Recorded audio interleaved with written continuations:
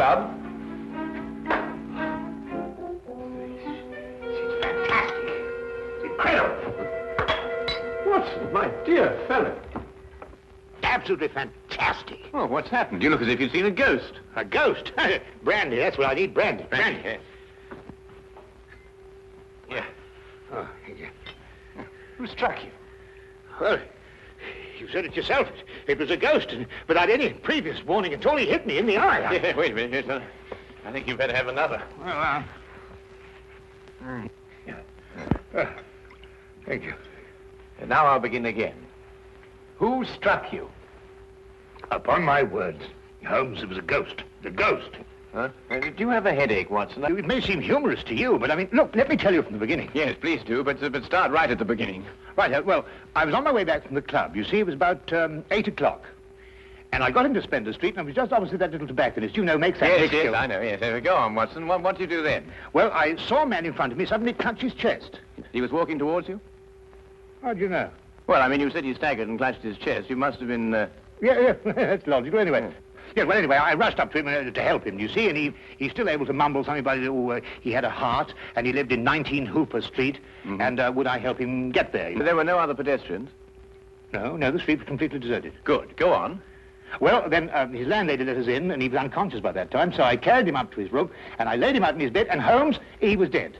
Now, look here, Holmes, he was absolutely, completely, and utterly dead. I couldn't make a mistake about a thing like that. No, of course you couldn't, old man. No. Go on, then what happened next? Well, then I told the landlady rather said to me that she'd called the authorities, you see, and I left my name with her just in case, you know, they'd want me. And then, well, I thought it'd be rather more delicate if I left, you see. I mean, he must have relations. Yes, it's quite right, Watson. The most delicate situation. Yeah. What was the man's name? Higgins. Albert Higgins. Uh-huh, I see. And what did you do after you left the house? Well, you see, it had been a bit of an effort, you know, carrying him up like that, so I got down the stairs and popped across the road into a pub and had a pint. And then I started off back to the flat, you see. Well, I just turned the corner into Spencer Street, and there was Higgins, Albert Higgins? Yeah, just face to face with me. There he was, large as life. We stood looking at each other for a minute, then he lashed out and hit me in the eye. And then really, Holmes, he vanished. Vanished? Yes, he's into the blue. Well, he just ran away? Well, the street was rather ill-lit, you know, and it took me a minute or two to pull myself together. And then I don't know whether he ran away or not, but he vanished. Well, that's most unusual. Most? Did you speak to this ghost? Well, I may have said, good gracious, Higgins, or by Jove, Higgins, or even good heavens, Higgins. Oh, yes, perfectly natural, Watson. Describe Higgins to me. Well, he's 50-ish. Sandy-haired, medium build. Well, is that all you observed? No characteristics? Well, now, really, Holmes, when I had the chance of examining him on the bed, the most obvious characteristic was he was dead. Yes, well, how was he dressed? Green tweed suit. What, just wearing a green tweed suit? He must have been wearing something more than that in this weather. Oh, no, he had a big floppy hat and a long overcoat. Ah. Oh, and something else. Yes, I did notice something else. He limped. Aha. And was he carrying a cane? No cane. Well, is there anything else, Watson? Think hard. Oh, yes, I remember something now. What? Yes, the second time I saw him, he was carrying a package. For the first time, he didn't have one. Now this is curious. Very curious. Where are you going, Holmes? Not me. We. I'm in no condition to leave the house. And a morsel of raw beef will immeasurably improve your appearance. And then what? Then we shall do our best to track down the belligerent ghost of Albert Higgins. Fascinating idea, don't you think? Well, the whole thing's been most unnerving, you know. I mean, it knocks the wind out of the chap, yes. Oh, really, no one.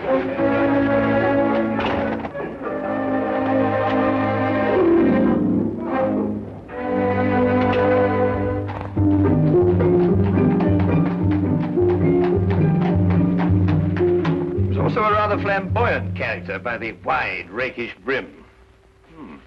I see he was an artist, too. He hasn't painted very much recently. Notice the specks of paint underneath the brim here. And not house paint, but canvas oils. Here, what's this? How are you, Jensen? What are you doing in poor Albert's room? Oh, good evening, Mrs. Blake. You remember me, Dr. Watson? You're the bloke who brought poor Albert in. Yes. Who's your gentleman friend? This is Mr. Sherlock Holmes. Mrs. Maggie Blake, the landlady. Pleased to meet you, I'm sure, Mr. Holmes. Oh, poor old Albert. He was proper fond of life, Albert was. He wouldn't have popped off if he'd had his way. Oh, few of us would, madam. I was around to the local having me good-night pint. And grieving for poor old Albert. He would have wanted a proper send-off, with a pint of mild and bitter, Albert would. No doubt he would, madam. The body, I see, has been removed by the authorities. Oh, poor old Albert on a slab. Oh, dear, dear. Have you notified his next of kin, Mrs. Blake? no, he had none. He was all alone. Oh, I see. Where was Mr. Higgins employed, madam? At the Pembroke Museum, right around the corner in Spender Street. It's a picture museum. Albert was a day watchman. A day watchman, you say? Well, what were his working hours? 9 in the morning till 9 in the evening. Punctual as a clock, Albert was. Never late a minute. Poor Albert. He always came back from the museum, then, at a few minutes after 9 every evening. Aye, to make his supper. He was a proper good cook, Albert was. Excuse my saying so, madam, but aren't you mistaken? Surely it's a little after 8 when Mr. Higgins finished work? Because it was only a little after 8 when I picked him up this evening and brought him here. Oh, no, Doctor. It was just after 9.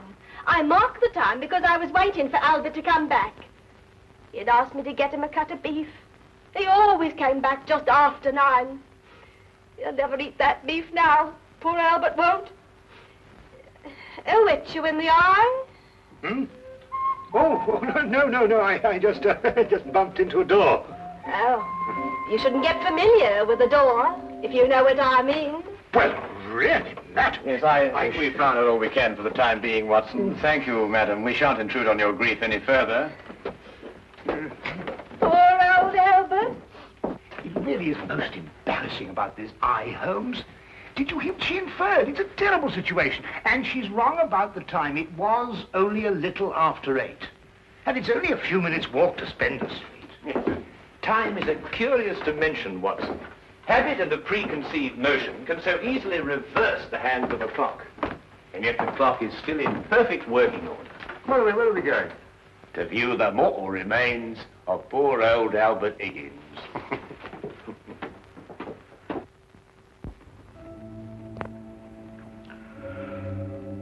Well, there he is, Mr. Holmes. Nice and peaceful, I gave. Poor chap. See anything, Holmes? Nothing that I haven't already deduced, except that I drew an erroneous conclusion from his hat. He has painted recently, but indoors with his hat off. There are still traces of paint, quite fresh under his fingernails. What does that mean? I haven't the faintest idea. Well, you gents aren't the only ones interested in this dearly departed. Inspector Lestrade of Scotland Yard's looked him over, too. Oh, indeed. Oh, he's still here if you'd like to talk to him. Well, that should be very informative for one or the other, or both of us. I can't understand it, Holmes. I'm absolutely sure this is the man who punched me. I'm positive. But also the one who had the heart attack? Yes, I'm sure of it. One and the same. Well, he's punched his last punch. Where he probably is, they're punching him. Full of holes with pitchforks. Yes, well, I think we've seen and heard enough. Would you like to take us to Inspector Lestrade now, please?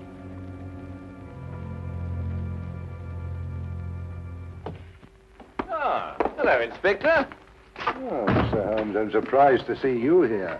Now, this is one case you can't make anything queer out of. Oh, then why, my dear Inspector Lestrade, are you here? Well, when they brought him in, somebody recognized him as pound-note Albert Higgins. I come along to check their identification. We like to keep a track of our old pals, you know. What was he in prison for? Counterfeiting. He made the best pound note you ever saw. Yes, he was a real artist. Lestrade, there's no doubt as to the cause of death, is there? Oh, sorry, Holmes. Heart failure, no foul play. I understand you were with him in his last moments. Yes, I was with him on the street when he had the attack, and I took him home. There's nothing you could do, I suppose. Nothing. He was dead before I had a chance to do anything. By the way, what time was he brought in? Oh, let me see now. It would be about, yes, here we are. 9:45. Higgins' landlady notified Constable Smithers at 9:30. Smithers had them remove the body in a matter of minutes. Inspector, are you sure it was 9:30 and not 8:30? No, 9:30 is right here in Smithers' report. Why? Oh, No, it's nothing at all. You're quite sure, Lestrade, nothing more to this than a simple case of natural causes? Ah, no, there's no mystery at all. No mystery, Mr. Holmes. What happened to your eye, Dr. Watson? Oh, I bumped into a door. A door? Oh, well, that's a new one anyway. Was it a pretty door? No, really, Lestrade. That's all right, Watson. I won't tell a soul. Well, really, this is insufferable, Holmes. Nobody believes me. Well, why did you tell them the truth? What, that I was punched by a ghost? Yes, I see what you mean. We may have to take on this case anyway, if only to protect your honor and reputation. Well, it's intolerable, Holmes. Absolutely intolerable.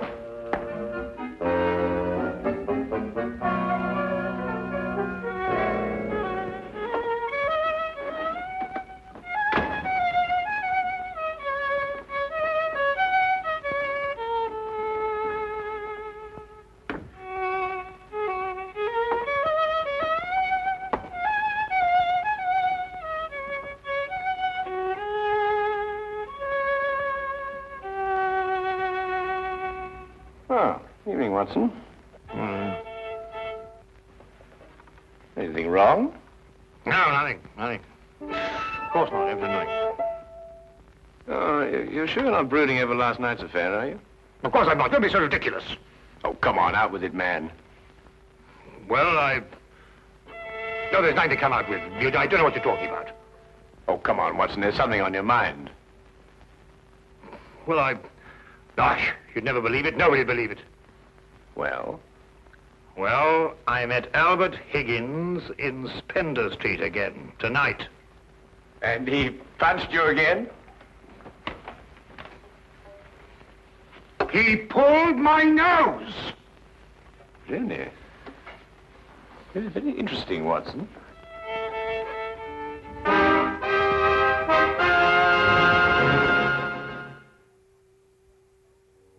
My dear Watson, calm yourself. Look here, Holmes, this whole Higgins affair's gone too far. First of all, last night and now tonight. Calm yourself, Watson, and relate. Everything hangs on this second encounter. Well, it occurred just as it had last night. I was on my way back from the club and I'd reached Spender Street. It was a few minutes ago, as a matter of fact, just after 9 o'clock. I'd stayed rather later in the club than usual. There was a chap from Afghanistan. They was awfully interesting. Yes, Watson. Get on with his story. Well, I was rather preoccupied, as you know. This affair's cut me up, rather, and although I may not show it. Anyway, I was walking along. I suddenly looked up, and there was the pedestrian, a man a few feet from me. Walking towards you? Well, yes.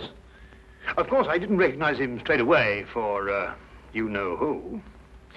Anyway, I sidestepped him past, and he sidestepped to let me pass, and then we sort of zigzagged about a bit, you know what it is on the street, and ended up by bumping into each other. Now, that's when you recognized Albert Higgins? But it was Higgins. I couldn't be mistaken. Good heavens, man, I know him like my own brother.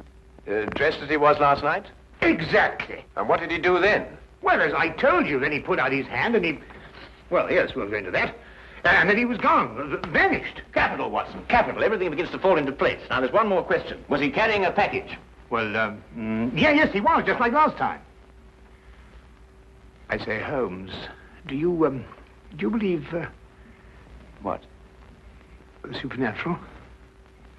Ghosts, do you mean? Sounds silly, I know, but Higgins did die of a heart attack. There was no foul play. No foul play? Why, the whole affair reeks of foul play. I can tell you, Watson, I haven't been idle today. Do you know that the Pembroke Museum is showing a collection of paintings on loan from the Italian government, and that included amongst those paintings is Leonardo da Vinci's Moonlight Madonna? Well, I did read something about it in the paper. What's that got to do with Albert Higgins? Well, we must now pay a visit to the good inspector and inform him that if the ghost of Albert Higgins hadn't struck you in the eye... And pulled my nose. And pulled your nose, I would never have suspected the Moonlight Madonna would be stolen from the museum. What? Well, it's quite obvious, isn't it? Well, of course. I see. Oh, thank you. Well, we'll soon know, Mr. Holmes. But if the picture's still hanging in its place, and we've dragged the curator out of bed to check on it, well, false alarms like this don't exactly help the Yard's reputation, you know. And what about my reputation, Inspector? When I say a man died a little after 8, he died a little after 8 and not a little after 9. And when I say these ghosts punched me in the eye half an hour later, hang it, he punched me in the eye. Oh, we all have our off days, Dr. Watson. To err is human, as the poets say. And furthermore, if I tell you that I bumped into this chap's ghost again tonight... You didn't tell me about any second meeting. Oh, didn't I? Well, nothing. An hallucination, that's what you had, Dr. Watson. Yes, it's, psychological. That's the thing in crime today, psychology. I've been studying it, you know. You astonish me, Inspector. Oh, we're not as backwards as you think, Holmes. No, we like to keep abreast of the times. Though I don't mind admitting I don't think the psychology's got much of a future. Oh, come in. Ah, Hawkins, you saw the curator? Oh, yes, sir. I called him, Mr. Bentham, as you instructed, sir. He was quite excited when I told him this picture called the Moonlight Madonna had been stolen. And so we rushed around the corner to the museum. And? Well, sir, the picture was there, hanging in its proper place. Good night, sir.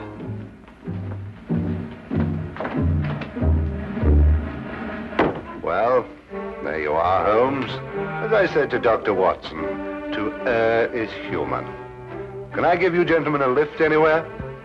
Thank you, Inspector. Oh, I think it might be a good idea if we called at the Pembroke Museum on our way. But you heard what Hawkins said. The picture was hanging in its proper place. My dear Lestrade, Hawkins' statement merely proves that what he and the curator saw was not the Moonlight Madonna at all. Merely an excellent forgery.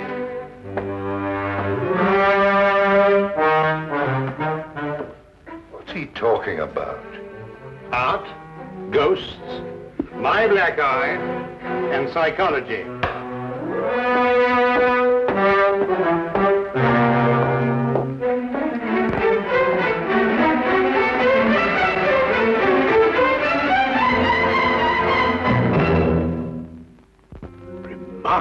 Remarkable. Only a microscopic examination of the brushstroke shows it any different from Da Vinci's work. Of course, if you still have any doubts, a chemical analysis of the paint mixtures will prove them to be of modern manufacture. No. You've quite convinced me, Mr. Holmes. An analysis is necessary. Dear me, this is catastrophic. A rather delicate situation, eh? Delicate? The Italian government will hold the British government responsible. But the painting is an Italian national treasure, and the theft could easily affect a pending treaty between the two nations. Mr. Holmes, you must find the original before the Italians learn the painting's been stolen. The British government will hold me responsible. And the Yard will hold me responsible. The most priceless of the lot, too. Yes, naturally. Well, we know who stole the painting and substituted a forgery, Higgins. All we've got to do now is find out where he hid it. What time did you leave the museum, Mr. Benson? A few minutes before 9. Higgins was still on duty. You're quite sure it was Higgins? I'm certain, Mr. Holmes. I chatted with him for a few moments, and I couldn't have mistaken his voice. And the night watchman relieved him at 9. Well, you heard him say that, Mr. Holmes, and that he had a package with him when he left. The night watchman swears up hill and down dale it was Higgins, all right. Well, the matter seems to resolve itself very nicely, doesn't it? Dr. Watson was punched by Higgins a few minutes after 9. The night watchman saw him leave at 9, and you spoke to him a few minutes before 9. Look, Holmes, why don't you and Dr. Watson go home and have a good night's rest? From now on, it's nothing but plain, ordinary, simple police work. Nothing you could use a magnifying glass on. True. True, Inspector. Well, good evening, gentlemen. Yes, well, good night, gentlemen.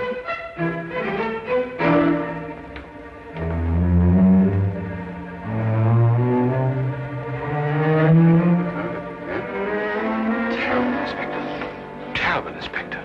Terrible. What do we do now? Interesting affair, eh, Watson?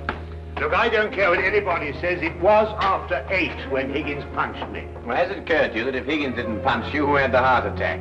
Well, now look here, Holmes, Oh, confound it, for all I know, it was Higgins who punched me and his ghost had the heart attack. Come on, Watson.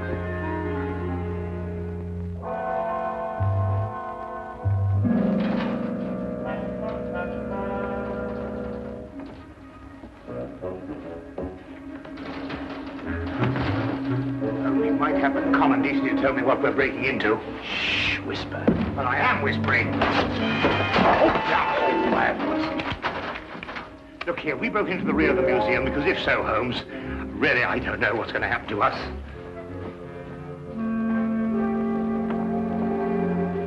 Here, hold this. What? Oh.